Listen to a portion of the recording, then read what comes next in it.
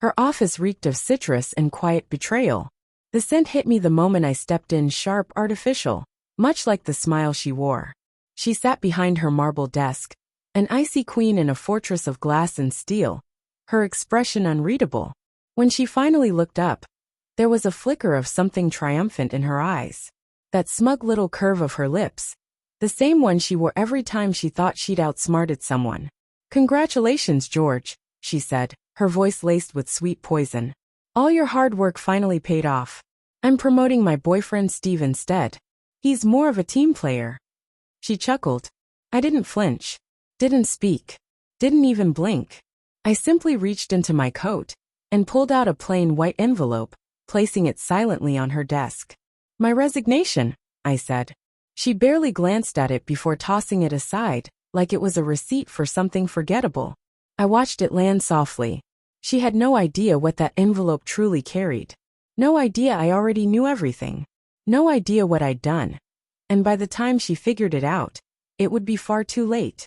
We built this company together once, back when success was just an idea and the nights were long, fueled by instant noodles and restless ambition. Back when she used to fall asleep on the couch mid-pitch, and I'd cover her with my jacket.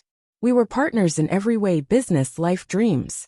She had the charisma, the spark that drew people in like moths. I had the blueprint, the code, the sleepless hands that actually made things work. Together, we created something that felt pure, something worth protecting.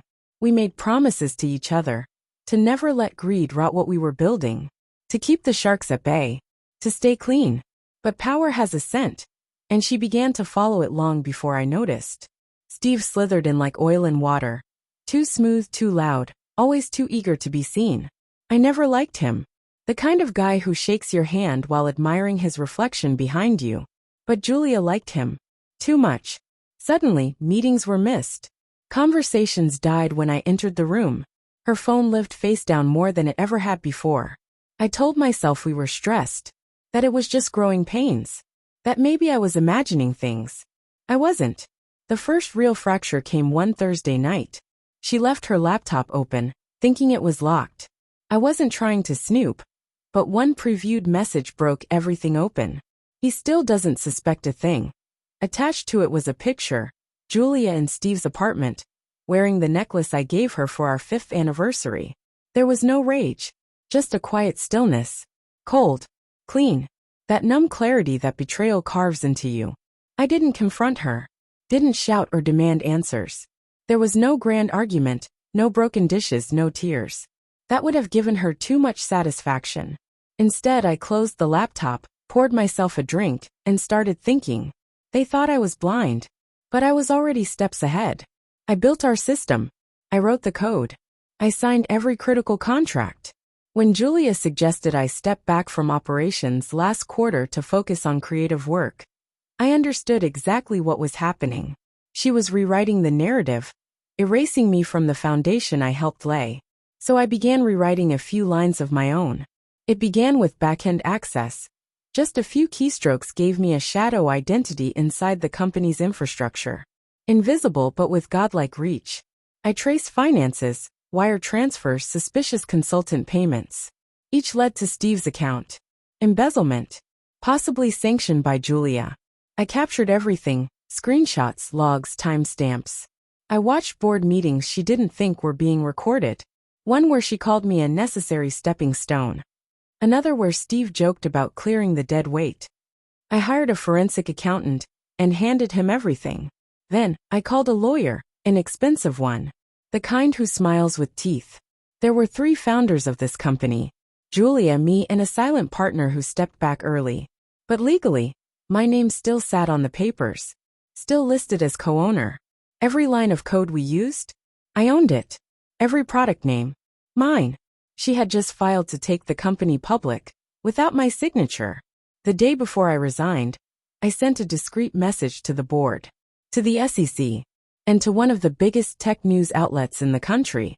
Then I printed that white envelope, my resignation letter. And beneath it, evidence, contracts, emails, a signed affidavit from the accountant, a polite suggestion that she review her latest legal filings very, very carefully. She had no idea what she was holding when I handed it over. Within 48 hours, everything came undone. News of the insider scandal leaked. Steve's accounts were frozen. Julia's name exploded across headlines. Not as a rising star, but as a CEO under federal investigation. The board called an emergency meeting. Her trademark smile didn't make it to that one. I watched it all unfold from a quiet cafe across the street, sipping black coffee as her empire unraveled. One carefully laid lie at a time. Investors fled. Sponsors pulled out. Steve was fired. Julia suspended. The IPO died before it could even breathe. And when she finally called me, shaky, desperate, I answered. We met in that same office, stripped of its shine. She looked smaller now. Hollow. Her voice barely a whisper. You set this up. I didn't deny it. You betrayed me, she said. No, I replied, rising to leave. You did that. I just made sure the mirror was clear enough for you to see it.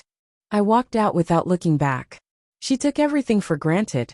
My love, my loyalty, my silence. She mistook kindness for weakness. Thought quiet meant blind. But betrayal, like code, is an art. And so is revenge. I didn't need a standing ovation. I didn't need applause. Just the sound of justice landing, soft and final. And that envelope. It wasn't just a resignation. It was the trapdoor beneath her throne.